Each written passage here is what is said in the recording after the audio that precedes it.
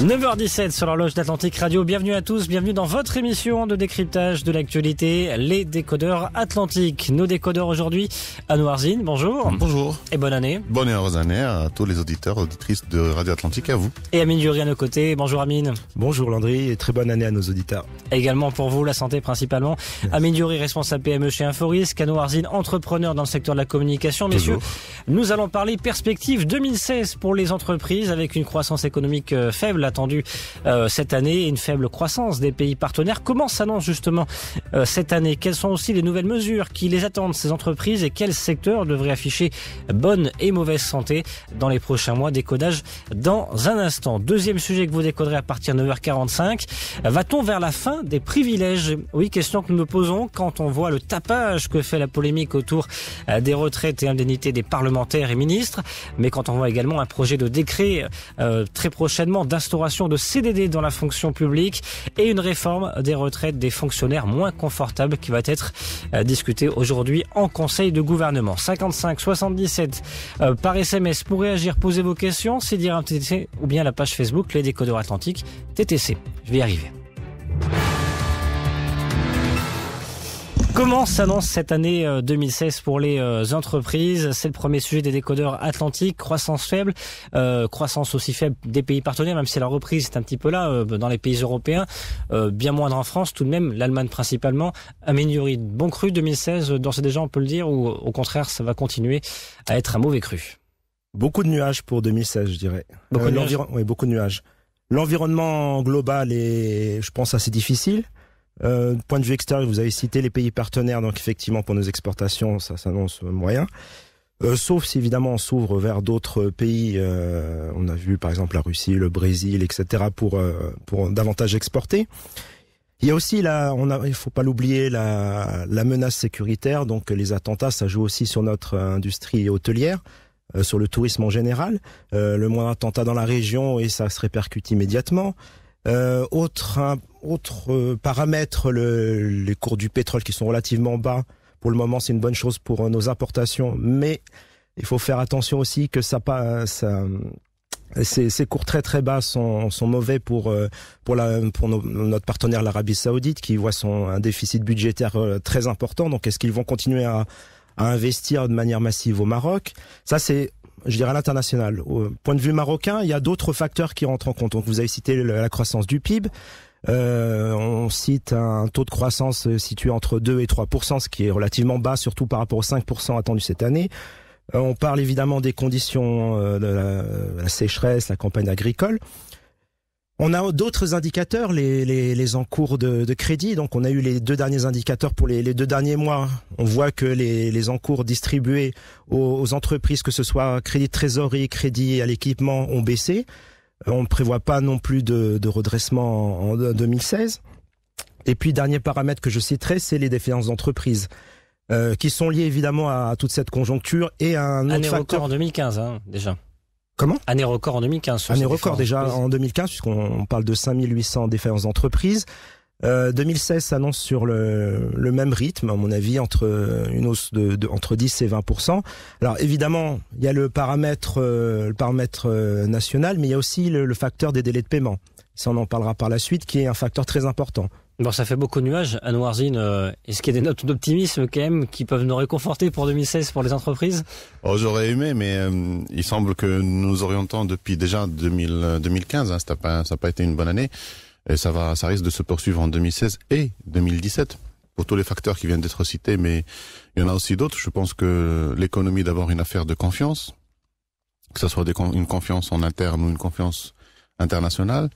Bon, la confiance internationale, elle est ce qu'elle est, elle varie en fonction du climat géopolitique, de ce qui se passe dans la région, etc. S'agissant du tourisme, sur d'autres indicateurs, le Maroc s'en sort plutôt bien et arrive à attirer quand même des investissements assez intéressant.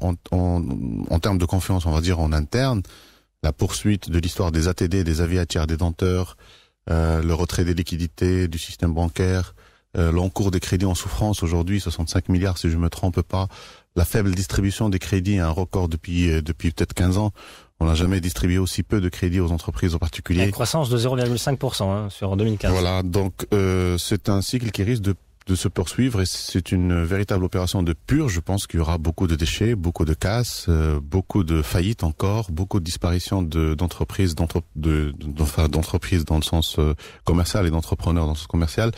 Voilà, donc ça va être une année encore difficile et seuls les banques qui ont des bons fondamentaux, qui arrivent à faire les choses plus ou moins correctement, qui arrivent à supporter les délais de paiement, les marchés publics, etc., vont pouvoir un petit peu s'en sortir peut-être vers fin 2017. Voilà, bon, ça c'est pour le climat. Est-ce qu'il y a des leviers, Amine Dury, qui peuvent être mis sur la table dans les prochains mois pour tenter un petit peu de sauver la situation, ou ça risque d'être compliqué parce qu'un levier, c'est pas une baguette magique, hein. Non, c'est clair. Bon, mais il existe déjà des premiers leviers. Depuis le 1er janvier, on parle par exemple du décret sur les délais de paiement pour les marchés publics. Donc ça, c'est un premier levier. Sachant que dans certains secteurs, la commande publique représente plus de 70% du chiffre d'affaires des entreprises. Donc normalement, ce décret devrait avoir un impact important sur les délais de paiement et la trésorerie de pas mal d'entreprises. La finance participative qui va arriver logiquement au mois d'avril, premières banques qui vont ouvrir, ça peut aider les entreprises ? Oui, bien sûr.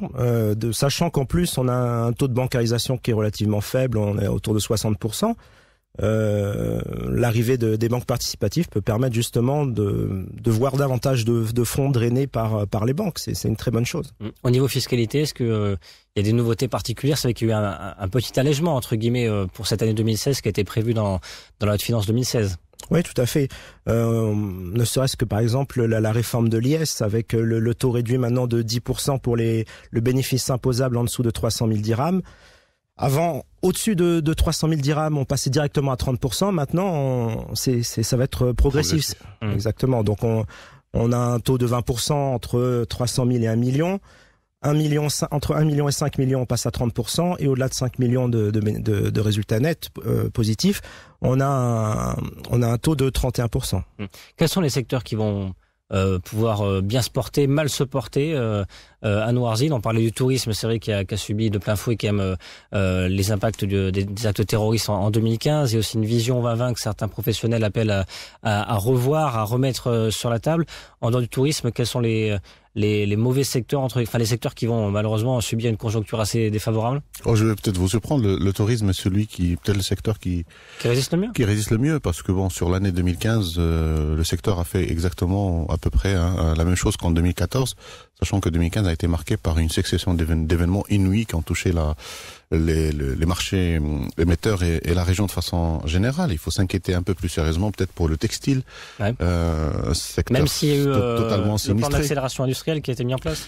Je ne vois pas les effets tout de suite du plan de cette accélération industrielle. Je pense que les problèmes de base restent au-delà de la fiscalité, parce que la fiscalité, il faut payer sur un bénéfice. Donc avant d'en arriver à la fiscalité, il faut faire un bénéfice. Et donc pour faire un bénéfice, il faut une maturité de marché et des liquidités disponibles et un carnet de commandes qui permet de faire tourner les machines. Or, ce n'est pas le cas. Aujourd'hui, la concurrence internationale turque, la Turquie, la Tunisie, etc., et j'en passe, arrive à s'en sortir beaucoup mieux et grâce à des secteurs qui sont soutenus, accompagnés par des vraies politiques publiques qui dépassent un petit peu les fiches des PowerPoint. Le textile, je pense que sur l'industrie, il y a des inquiétudes à se faire. L'année d'avant, dans les 24-25 000 emplois perdus, 2015, on n'a pas encore les chiffres. Ça fait 10 ans que l'industrie perd des emplois, détruit des emplois. Oui, on est dans la destruction d'emplois. Ça continue encore. On n'arrive pas à inverser la courbe, comme dirait le président français, la cette courbe, on n'y arrive pas. Ouais. Je pense que Ben Kiran ne s'est pas engagé sur la courbe du chômage, ça va. Sur des secteurs ce qu'on appelle les métiers mondiaux du Maroc, on n'a pas eu l'accélération nécessaire. En tout cas, on n'a pas vu sur les 4 dernières années, il y a beaucoup, l'économie a été assez abîmée, malheureusement aussi par le fait politique. Et d'ailleurs, cette année 2016, c'est une année électorale, et donc, je peux vous annoncer d'ores et déjà qu'à partir du mois de juin, très peu de marchés publics vont être annoncés, etc., parce que les politiques et les dirigeants publics ont la tête déjà sur les élections en septembre. Et donc, nous n'aurons pas une année complète d'activité économique saine et isolée des nuisances électorales. 2015 l'a été aussi. Donc, il y a beaucoup de secteurs qui sont aujourd'hui en souffrance. Et on voit pas le bout du tunnel, sachant que le PIB marocain est marqué par l'activité agricole. Et cette année encore, en tout cas, on a toujours un petit peu d'espoir, mais il me semble que pour la saison agricole, c'est déjà un petit peu perdu. Ouais, il faudrait qu'il pleuve au moins pas mal d'ici le mois d'avril pour essayer de rattraper une deuxième ce qu'on partie peut de saison rattraper. agricole. Exactement. Amine Dury, il y a quand même des secteurs qui se portent bien. L'aéronautique, on le voit d'ailleurs dans les colonnes de l'Économiste aujourd'hui, de nouvelles entreprises qui vont arriver à Midpark dans les prochains mois. Ouais, Aéronautique, automobile, ça c'est, puis l'offshoring, même si c'est vrai qu'il y a 2 ans il y a une croissance un petit peu molle, ça c'est 3 secteurs qui vont plutôt bien. Oui, exactement. On peut même rajouter l'électricité, électronique, qui est aussi un secteur qui se porte bien. Oui, effectivement, ces différents secteurs se portent bien. Moi, mon interrogation se porte sur un secteur qui est en crise depuis quelques années, dont on attend un redressement en 2016, c'est le BTP. L'immobilier. Ouais. Et l'immobilier également, effectivement. Le BTP, donc le nouveau décret sur les délais de paiement devrait faciliter justement un redressement de ce secteur, parce que je voudrais citer juste un chiffre. Les délais de paiement pour le secteur du BTP, c'était à peine 7 mois en 2010, c'est passé presque à 12 mois en à peine 3 ans. Donc il y a vraiment une vraie situation de crise pour ce secteur. Sachant qu'en plus les marchés étatiques représentent plus de 70% du chiffre d'affaires, donc vraiment là j'espère qu'il y a un effet d'aubaine pour ce secteur et qu'il va se redresser. Et ça pose beaucoup de questions parce que certains craignent même une bulle immobilière qui pourrait éclater dans les prochains mois, prochaines années. Aujourd'hui sur le secteur de l'immobilier, on a des grandes compagnies qui sont en crise. Noirzine, là ça explique une partie des encours bancaires qui sont aujourd'hui en souffrance, mais il est évident qu'aujourd'hui que des mastodontes, que des sociétés qui étaient jusqu'à récemment connues pour être des champions du secteur, sont menacées de façon sismique, sans citer de nom. Si cela devait par malheur arriver, la chaîne de reproduction, de répercussion des effets de ces faillites-là va être terrible pour le secteur des BTP. Il y a des vrais risques là-dessus, encore une fois, tout comme dans l'agriculture, le textile. Bien sûr, je suis très content que sur l'aéronautique ou sur des métiers de l'offshoring, on puisse s'en sortir un peu mieux, mais les effets seront néfastes. Vous savez, quand l'agriculture ne va pas, rien ne va. Quand l'immobilier ne va pas, rien ne va non plus. Et donc, il y a des effets en chaîne qui peuvent nuire considérablement au tissu économique national, particulièrement aux TPE et PME. Et ça, c'est une réalité qu'il faut regarder en face. Sur les 3 F, le foncier, la fiscalité et le financement, ce n'est pas réglé. Il y a de moins en moins de crédits, le foncier coûte de plus en plus cher, et la fiscalité, il n'y a pas eu la grande révolution. On n'est pas dans la flat tax qui fait en sorte que les capitaux arrivent de partout dans le monde. Nous avons encore une fiscalité très franco-marocaine, bizarre, compliquée, où la grille de lecture est très difficile.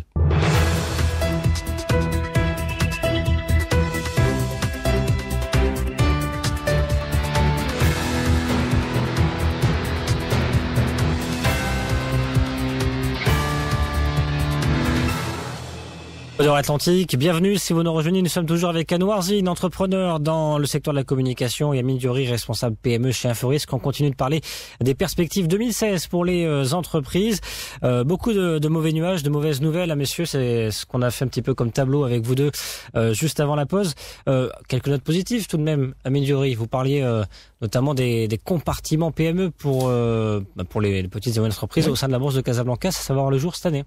Normalement, ça devrait voir le jour cette année. Ce serait une bonne nouvelle. De quoi il s'agit concrètement? On pourrait expliquer un petit peu aux auditeurs. Concrètement, ça permettrait à des petites et moyennes entreprises de pouvoir entrer en bourse, de lever des fonds via augmentation de capital ou cession de parts, cession de titres, et permettre à ces entreprises de croître, tout simplement, de trouver un financement alternatif au financement bancaire, par exemple. Ça peut sauver des entreprises?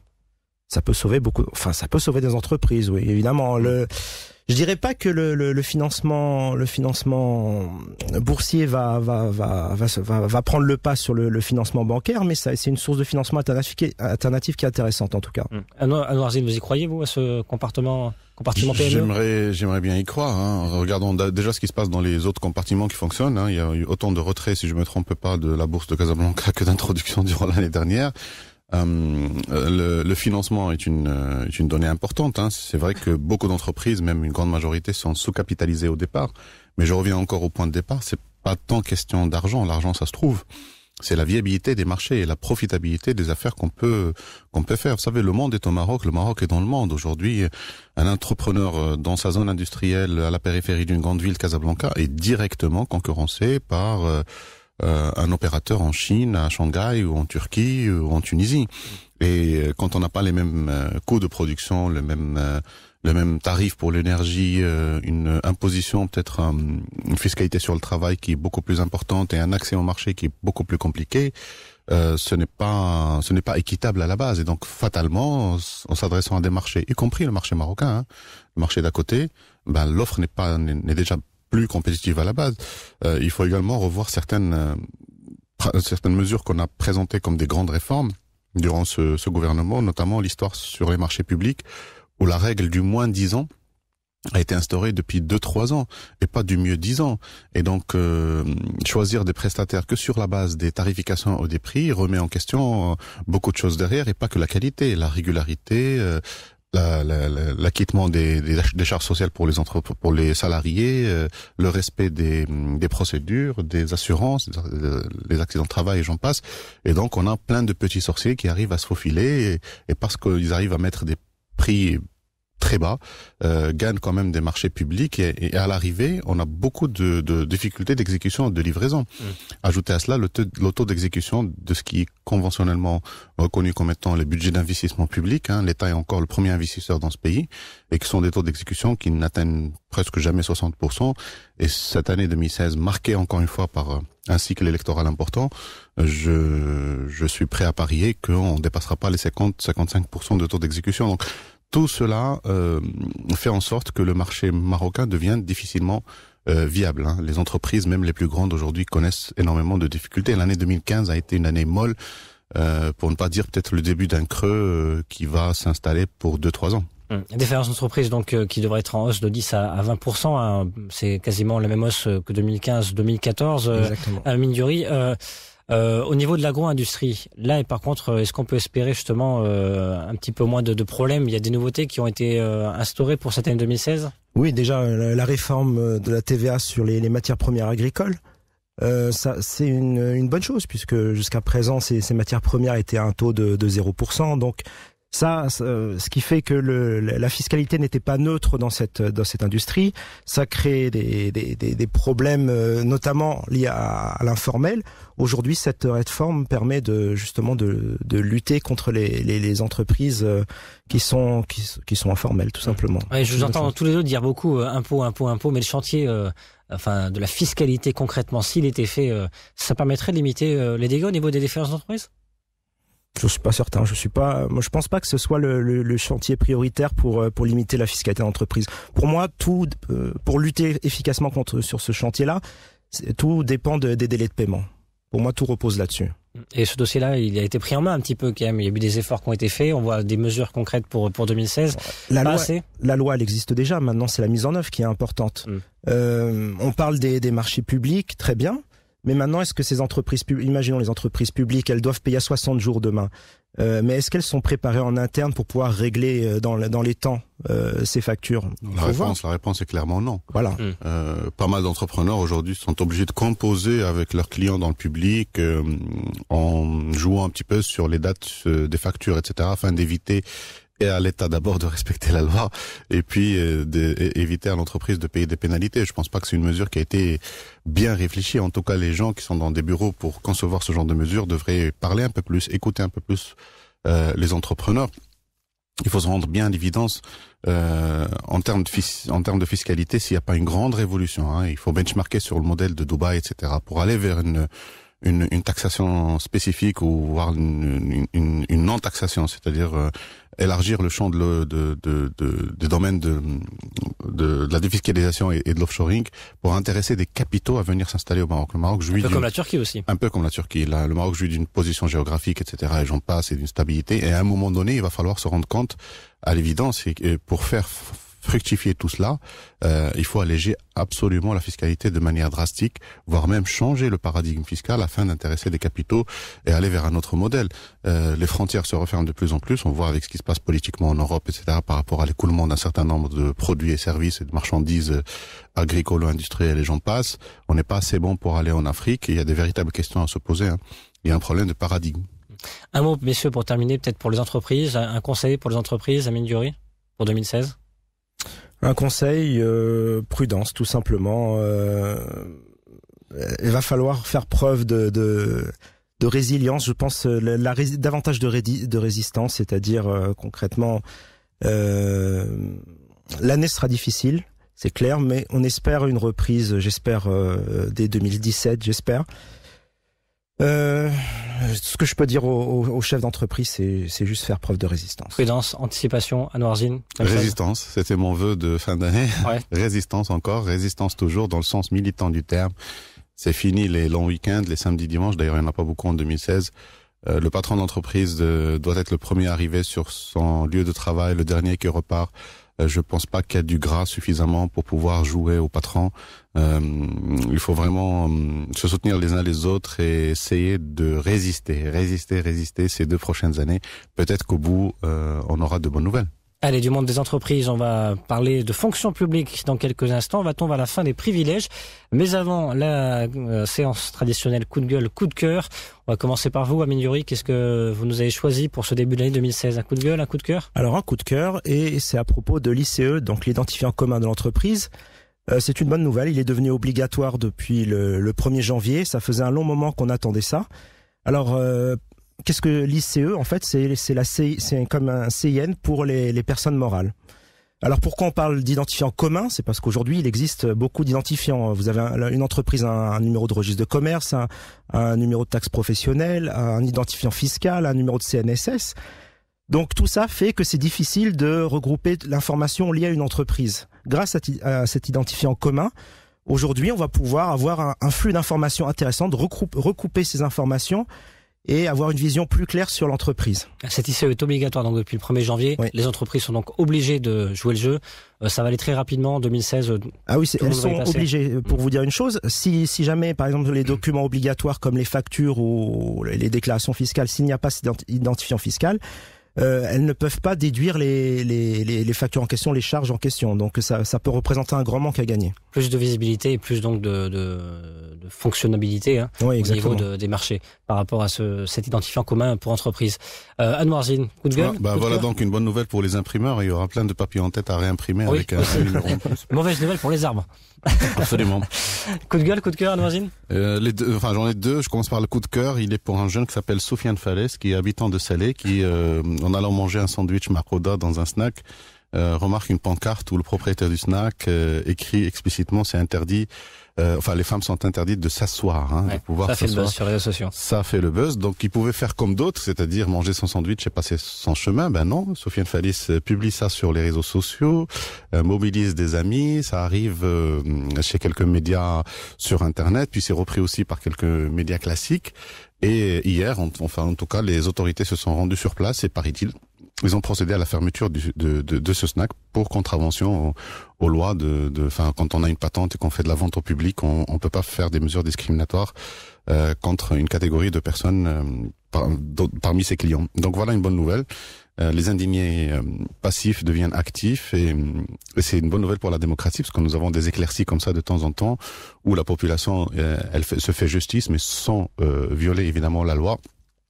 Avec de la mobilisation et en revenant sur un système qui fonctionne correctement grâce aux institutions. Le coup de gueule, il est par rapport à cette histoire abracadabrante d'interdire les appels, le transfert de voix sur les applications de type WhatsApp, Messenger, etc., qui a été procédé par les opérateurs télécoms, avec tout le respect qu'on peut avoir pour ces opérateurs-là. On n'arrête pas la technologie. Il y a des moyens alternatifs qui aujourd'hui sont risqués, parce qu'on peut passer par d'autres applications, des espèces de VPN et j'en passe, qui rendent en fait la voix sur téléphone toujours possible via Internet et qui est anonyme en fait. On va totalement plonger dans l'anonymat, on saura pas qui appelle qui pour faire quoi, et dans un environnement qui est un petit peu incertain, ce n'est pas très intelligent comme mesure, d'autant plus qu'on n'arrête pas la technologie, il va falloir s'y mettre.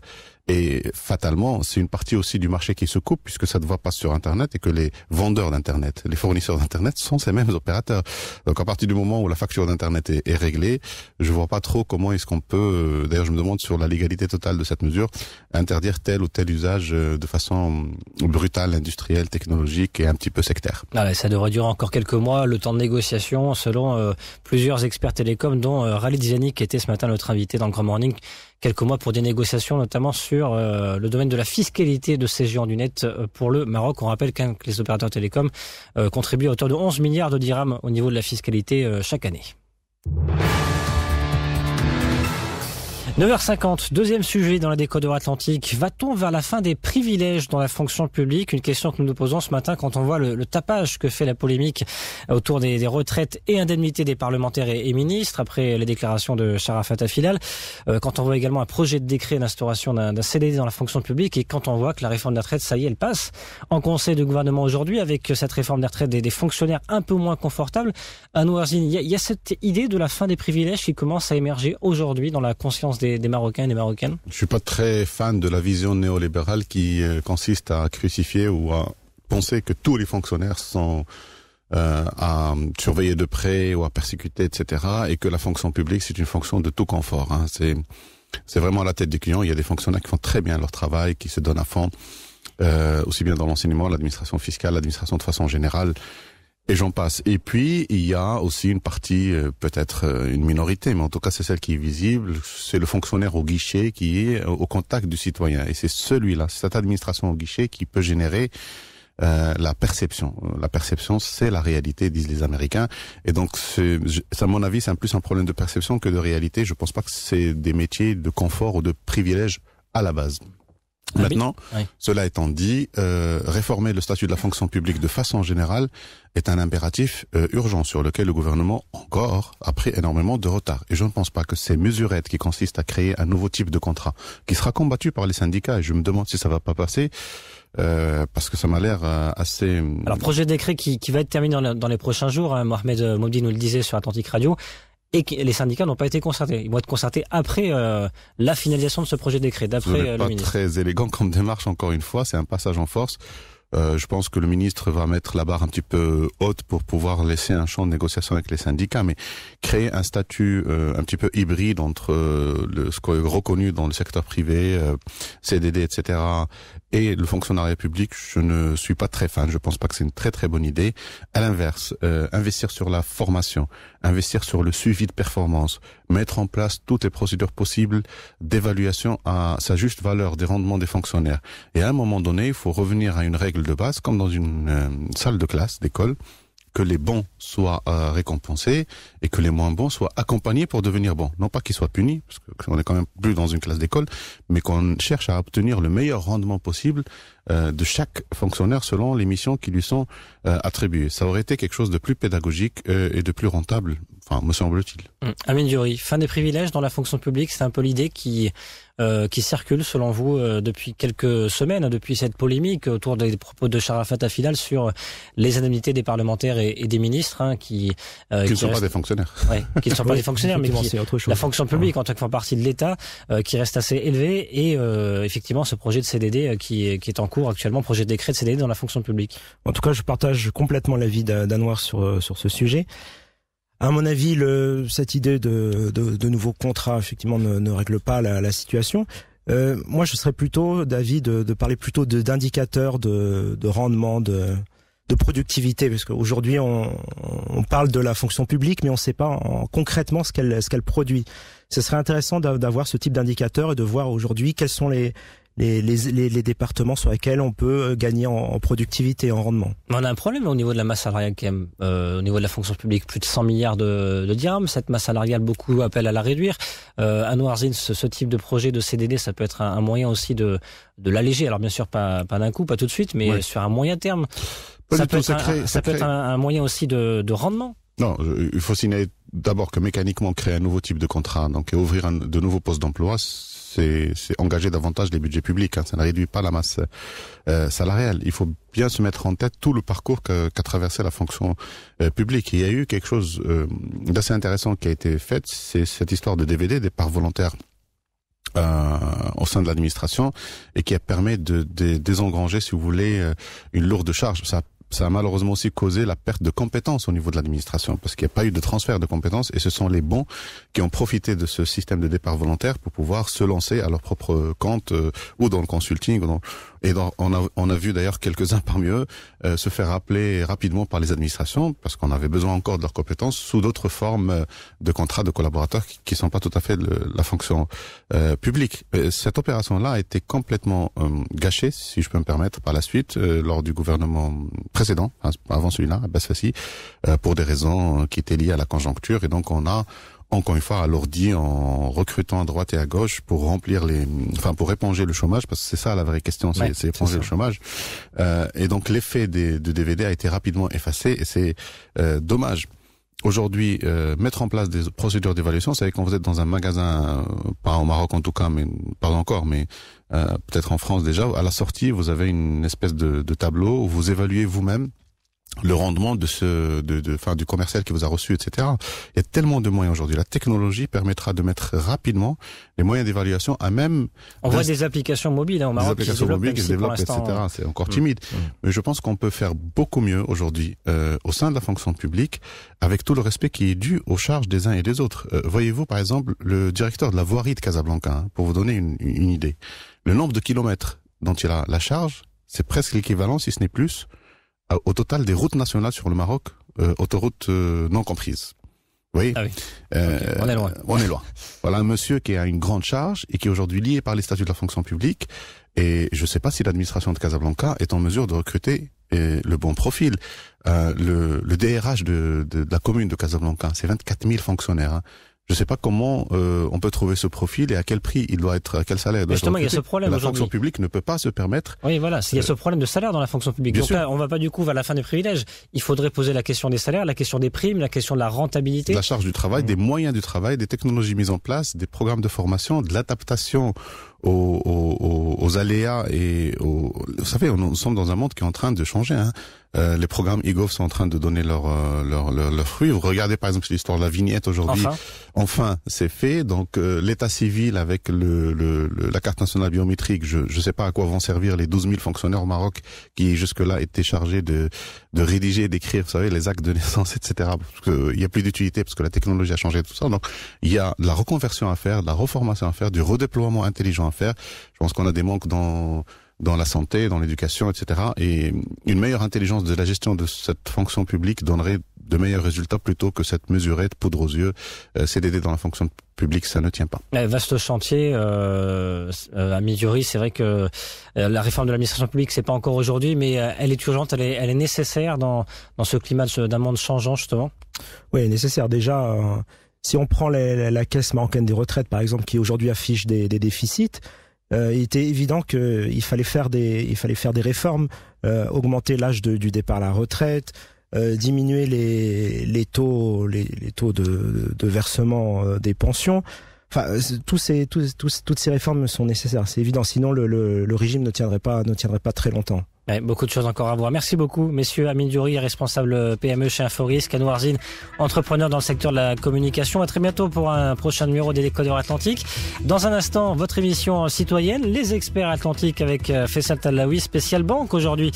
Faisal Talaoui qui reçoit Mohamed Ketani. Vous pouvez nous appeler dès maintenant au 05 22 95 36 70, 05 22 95 36 70 ou bien 80 pour poser toutes vos questions si vous avez des problèmes avec votre banquier, notamment votre banque. N'hésitez pas. Tout de suite, le point info en langue arabe avec Nour Abdallah. Je vous retrouve demain pour un prochain numéro des Décodeurs Atlantiques.